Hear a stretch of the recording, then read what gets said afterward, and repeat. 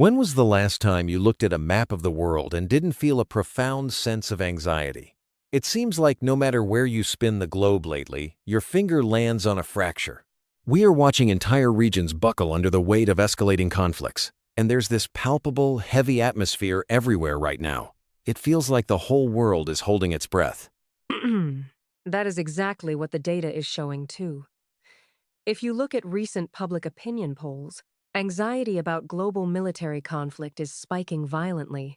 In places like Poland, right on the doorstep of the war in Ukraine, or even in the United States, separated by oceans, people are fundamentally terrified. They feel the ground shifting.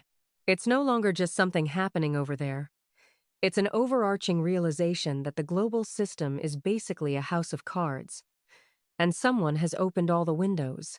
A house of cards in a hurricane, really. Hmm. Let's start with the epicenter of so much of this tension right now, the Middle East. It's never a simple situation, but the sheer complexity of the current crisis is staggering. We are talking about a massive, cascading series of events. First, you have the devastating reality in Gaza. It has moved far beyond a typical conflict zone into a multifaceted humanitarian catastrophe. It's not just the fighting anymore. Exactly. The bombs and bullets are almost just the first layer of the tragedy. Right now, in Gaza, you have this impenetrable wall-blocking reconstruction, which means millions of displaced people are essentially living in the rubble of what used to be their lives. And when you strip away sanitation, clean water, and shelter, you invite the next horseman: disease. We are seeing outbreaks of illnesses that have absolutely no business spreading in the 21st century, simply because the basic infrastructure for human survival has been systematically obliterated. And just as that tragedy continues to deepen, the radius of instability keeps expanding. Look at the Israel-Lebanon border. It's a geopolitical tripwire. One miscalculation, one rogue strike, and it pulls another sovereign state entirely into the abyss. But even more chilling is the broader regional spillover. I am thinking specifically about the waterways, the Strait of Hormuz. When you look at Iran and the U.S. posturing around these shipping lanes, it's not just a political chess game. They are hovering their hands over the main artery of the global economy. The main artery is the perfect way to phrase it. About a fifth of the world's oil consumption passes through that narrow choke point. When we see oil tanker incidents, blockades, or threats to energy supplies in that region, it's an immediate shock to the global nervous system. You disrupt that flow, and suddenly a trucker in Ohio or a factory owner in Mumbai is paying the price. It's the butterfly effect on a catastrophic scale. And that's the reality of modern conflict. It is inherently contagious. It is financially contagious, yes, but the human cost remains the most unbearable metric. And speaking of unbearable, let's pivot up to Eastern Europe. The Russia-Ukraine war has morphed into this brutal, grinding war of attrition. The headlines might not scream as loudly as they did in February of 2022, but the reality on the ground is horrific. We are looking at prolonged fighting, where infrastructure is practically the main target. Which is a very deliberate, cynical strategy. If you can't easily defeat an army on a battlefield, you freeze the civilian population. Striking the energy grid, destroying water plants, taking down telecommunications. It's about plunging a massive, modern European country into the Dark Ages. The humanitarian and energy impacts are staggering. It forces us to ask a really uncomfortable question about modern warfare.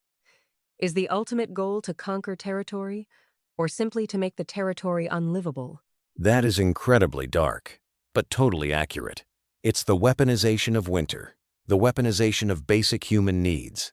And honestly, as we talk about Ukraine and the Middle East, I can't help but feel a deep sense of guilt about what we aren't talking about. There is a bizarre global hierarchy of grief, where certain crises dominate the news cycle while others vanish into the background noise. Sudan, for instance. Sudan is perhaps the most glaring example of our collective blind spot. What is happening there is arguably the top humanitarian crisis on the planet right now.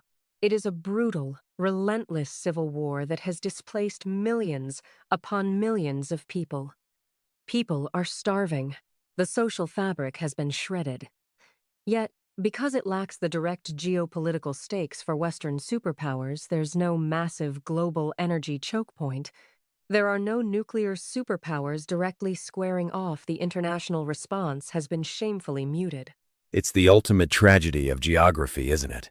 If your suffering doesn't threaten the global supply chain, the world turns a blind eye. You just look at the sheer volume of displaced people in Sudan. Entire generations uprooted, walking into a completely uncertain future with nothing but the clothes on their backs. And Sudan is just one of many. We are seeing incredible instability in the Sahel region, Mali, Burkina Faso. Yes, the Sahel is witnessing an unprecedented wave of militant violence and military coups.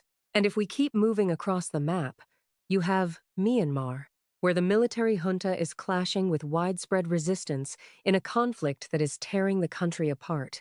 You have Venezuela, buckling under political suppression, regime tensions, and massive economic failure, complicated by a tug-of-war involving U.S. interests. Then there are the simmering tensions between Ethiopia and Eritrea. And we haven't even touched on the enduring chaos in Syria, or the deeply ingrained instability across Afghanistan and Pakistan. It's dizzying. It really is. When you list them out like that, from Venezuela to Myanmar, it paints a picture of a world that is fundamentally losing its grip on the mechanisms of peace. The United Nations and other international bodies seem entirely paralyzed, reduced to issuing strongly worded statements while the fire spreads. Why are so many of these geopolitical fault lines rupturing all at the exact same time? I think we are witnessing the breakdown of the post-World War II international order. For decades, there was a tacit understanding enforced by a unipolar world, or at least a highly structured one, that certain lines would not be crossed. But those deterrents have eroded. State and non-state actors alike are realizing that the global policeman is either asleep, distracted, or simply unwilling to intervene. It's creating a dangerous power vacuum. Everyone is testing the fences, trying to see what they can get away with. And what they are getting away with is, frankly, the destruction of civilian lives at a pace we haven't seen in decades. It brings me back to the Ipsos polling data. No wonder the public in Poland and America and everywhere else feels this rising tide of dread. People aren't stupid. Even if they don't know the exact history of the factions in Sudan or the precise coordinates of the Strait of Hormuz, they can instinctively feel the guardrails coming off. They absolutely can. People feel inflation when energy prices spike due to conflicts in the Middle East. They feel the agricultural shockwaves when Ukrainian grain is blocked from the market. We are all deeply tethered to each other now. The illusion that a war half a world away has nothing to do with you has been thoroughly shattered. And that realization brings a very heavy psychological burden. We are waking up to the fact that peace is not the default state of the world. Peace is a delicate, unnatural architecture that requires constant, exhausting maintenance. And right now, the architects are missing in action. It really begs a deeply philosophical question about human nature.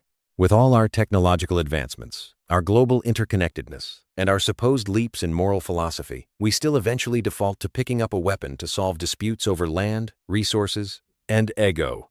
It is a sobering reflection in the mirror of human history. It is the great paradox of our time.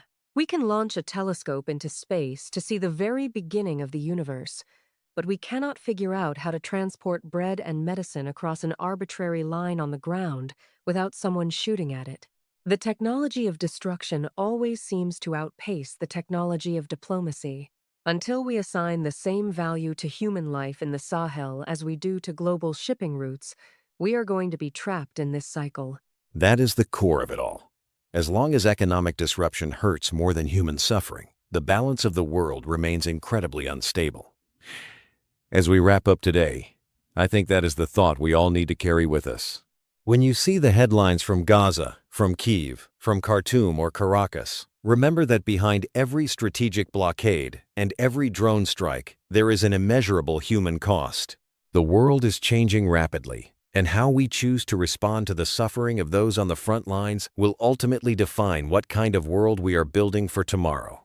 Keep your eyes open, stay informed, And most importantly, do not lose your empathy in the face of all these overwhelming statistics.